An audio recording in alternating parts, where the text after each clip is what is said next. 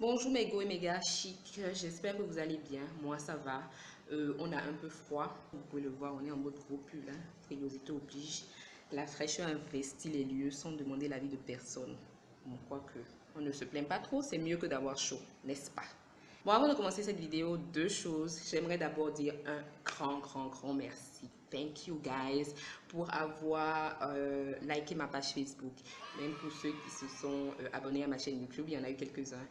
La confiance et le soutien ont été très appréciés de mon côté, croyez-moi. Ça fait plaisir de voir que vous êtes intéressés par ce que j'ai à dire et ça tombe bien d'ailleurs parce que j'ai encore énormément de choses à dire sur des sujets variés, divers et variés. Donc, je vous encourage à partager mes vidéos, partager ma page à votre famille, vos connaissances, vos amis, vos voisins, toutes les personnes qui pourraient être intéressées en tout cas. Et franchement, ça me va droit au cœur. La deuxième chose, c'est que j'aimerais lancer un appel à toutes les personnes qui vivent à Dakar ou dans ses environs. Le CNTS a urgemment besoin de sang. Nous sommes en pénurie de sang au niveau du CNTS. Le CNTS est situé à Posfan, en face de l'agence Orange de la Posfan. Je vous en prie, si vous êtes dans la zone, si vous avez un moment, n'hésitez pas à passer, à donner de votre sang. Il y a des femmes qui viennent de donner la vie dans les hôpitaux qui en ont besoin, des patients anémiés, etc. etc. Vraiment, on ne le dira pas assez. Le sang, c'est la vie. On en a vraiment besoin en ce moment. Donc, n'hésitez pas à passer au CNTS pour donner votre sang. L'urgence est signalée. Ils sont ouverts de 8h à 13h, je pense. Et voilà. Aujourd'hui, petite vidéo pour parler d'un sujet qui nous concerne tous. Tous autant que nous sommes. Tous. Du président de la République au dernier des subalternes. Ce sujet-là nous concerne tous. Combien de fois nous ne sommes pas retrouvés dans une situation où on en est arrivé à se demander, est-ce que j'en suis capable? Est-ce que je peux le faire? Est-ce que j'ai les compétences? Est-ce que j'ai les capacités d'arriver à bout de cet obstacle ou quoi que ce soit?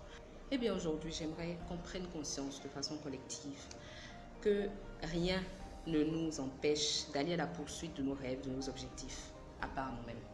J'ai écrit un post il y a quelques jours sur ma page personnelle, que j'ai partagé d'ailleurs sur le CC Corner, pour dire que nous avons tous en nous des capacités insoupçonnées. Nous avons tous en nous un potentiel qui n'attend que d'être exploité. Ce que nous décidons d'en faire, la façon dont nous décidons de gérer ce potentiel peut être déterminante. Par exemple, qui me regarde, on t'a toujours complimenté sur, je sais pas moi, ta façon de te maquiller, sur ton sens de l'initiative, sur ton charisme, sur la façon dont tu arrives à rassembler les gens autour de toi, sur cette façon que tu avais de savoir si bien cuisiner, de transformer un plat commun en un mets gastronomique mais hyper délicieux. Où est-ce ton hyper intelligence et cette façon que tu as de comprendre très facilement une énigme que d'autres prendraient un peu plus de temps à déchiffrer? Quoi qu'il en soit, on a tous quelque chose, on a tous un potentiel, on a tous une capacité. Maintenant, c'est à nous de voir. Est-ce qu'on décide de l'exploiter, de l'utiliser pour se rendre encore plus meilleur, aller encore plus loin, atteindre nos objectifs les plus fous? Ou est-ce qu'on décide de l'enterrer, de l'ignorer, de vivre toute une vie sans savoir ce qu'on aurait pu accomplir, ce qu'on aurait pu réaliser grâce à ce don-là qu'on a reçu? Le choix appartient à chacun, hein? Mais à mon humble avis, on devrait tous se donner une chance. On devrait tous se donner l'opportunité d'exploiter cette capacité, cette potentialité et de voir où elle peut nous mener. Rien ne dit que ce sera forcément facile. On n'aura peut-être aucune chance que celle qu'on a décidé de se donner à nous-mêmes. Peut-être qu'on ne nous facilitera pas la tâche, peut-être qu'on nous mettra des bâtons dans les roues. Mais rappelons-nous que personne n'est jamais arrivé au sommet sans s'être fatigué les mains à essayer de grimper. Ou alors c'est que ce n'était pas son mérite. Rappelons-nous également que les plus grands de ce monde ont tous été petits un jour. Ce que nous décidons de faire entre le moment où nous sommes petits et le moment où nous deviendrons grands nous appartient. Il nous appartient de nous lever et de prendre notre vie en main, de prendre notre destin en main, notre avenir et de décider d'avancer plutôt que de rester assis à ne rien faire. Et cela est d'autant plus valable dans nos sociétés africaines où malgré une licence ou un master, rien ne te garantit que tu pourras gagner ta vie par le système classique. Il n'est même pas dit que tous ceux qui emprunteront ce système à la base finiront par s'en sortir et obtiendront un diplôme. Parce qu'on le sait tous, ou on s'en doute plus ou moins, que le système académique tel qu'il est aujourd'hui, se contente de juger toutes les personnes sur les mêmes bases, sur les mêmes compétences. Mais si vous jugez un poisson sur sa capacité à grimper un arbre, il passera toute sa vie à penser qu'il est incompétent, qu'il n'a pas assez de potentialité. Et c'est de la même manière qu'aujourd'hui, parmi nous autres, il y en a certains qui n'ont pas s'en sortir, qui sont chez eux à la maison aujourd'hui à se tourner les pouces parce que le système leur a tout simplement dit qu'ils n'étaient pas assez compétents, qu'ils n'avaient pas assez de potentialité. Mais quand on s'approche d'eux et qu'on prend le temps de leur demander qu'est-ce que tu aimes faire, qu'est-ce que tu sais vraiment faire, on obtient souvent une réponse qui montre justement que eux aussi ils ont leur potentiel. La réaction que la société et que malheureusement beaucoup de nos parents auront face à cela, mais on t'a payé des grandes études. On t'a donné l'opportunité de faire ci, de faire ça. On a payé des écoles à coût de millions, à coût de milliers de francs. Et tout ce que tu décides, c'est de faire ça. C'est tout ce qui t'intéresse.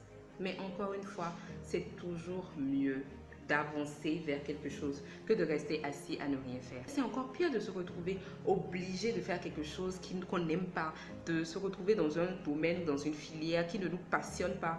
Parce que le risque qu'on court à faire quelque chose qu'on n'apprécie pas, c'est de ne pas être très bon dans ce domaine-là. Et c'est malheureusement ce qui arrive lorsque des années plus tard, on a des personnes dans certains domaines qui ne sont pas excellents dans leur travail, qui ne prennent pas leur travail à cœur, parce que tout simplement, elles n'ont jamais aimé faire ce qu'elles apprenaient à faire. Et ça, c'est également l'un des risques de ne pas embrasser son véritable potentiel et de ne pas aller au-devant de ce que l'on peut réellement accomplir dans la vie. Même si on se retrouve dans un domaine qui ne nous passionne pas forcément à cause des pressions sociales, à cause des pressions familiales, parce qu'on peut-être on est l'aîné d'une famille et qu'on a des charges, parce que tout simplement peut-être qu'on a un enfant et qu'on a besoin de s'en occuper, finissons toujours par nous donner la chance de faire ce que nous avons réellement envie et besoin de faire pour notre propre bonheur et pour notre propre épanouissement, mais également pour la société et pour le monde. Parce que c'est la passion et l'amour de ce qu'on fait qui nous permet de faire les choses comme elles se doivent, de faire un travail bien fait, de faire même les plus grandes innovations qui permettent de transformer le monde en un endroit meilleur. Vous savez, il faut de tout pour faire un monde. Il n'y a pas de sous-occupation. Tant qu'on fait l'effort d'être digne et d'avoir de hautes valeurs morales dans ce qu'on fait, on est un plus dans le monde. Chacun des dons et des potentialités dont nous avons été dotés a sa place ici-bas pour transformer notre vie et peut-être même celle des autres. Donc faisons l'effort de nous débarrasser de la peur, des appréhensions, du doute et de toutes les zones négatives qui nous donnent l'impression que nous ne pouvons pas arriver là où nous sommes destinés à être. Et surtout, ne laissons personne nous dire que parce que nous ne sommes pas assez ceci ou pas assez cela, nous n'allons jamais y arriver. Vous savez, je suis étudiante en médecine et j'ai pour ambition de devenir neurochirurgien. Pas juste un neurochirurgien, mais l'un des meilleurs neurochirurgiens de ma génération. Et la dernière fois, j'ai été face à cet étudiant qui, lorsqu'on discutait de nos envies de spécialisation respectives, m'a dit tout de go: personnellement, je pense pas que tu puisses arriver parce que c'est pas une spécialité de femme.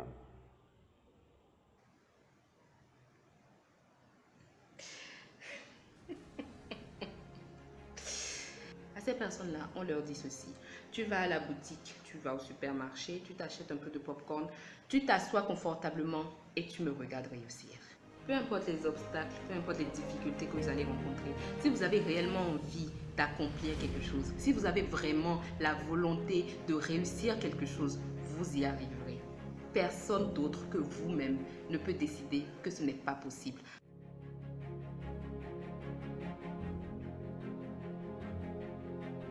Donc maintenant, levez-vous. Oui, levez-vous. Gardez la tête haute. Mettez-vous devant votre miroir et dites: je m'appelle tel et j'ai décidé que j'allais réussir ceci ou accomplir cela dans ma vie. Vous savez quoi? Écrivez même ça en commentaire s'il vous plaît. Écrivez-le. Partagez la vidéo et écrivez ça en partageant. Parce qu'aujourd'hui, on décide tous ici, présentement, qu'à partir d'aujourd'hui, chaque jour sera un pas de plus vers notre objectif à atteindre. En tout cas, moi, c'est ce que je décide de faire. À vous de savoir si vous faites ce choix également.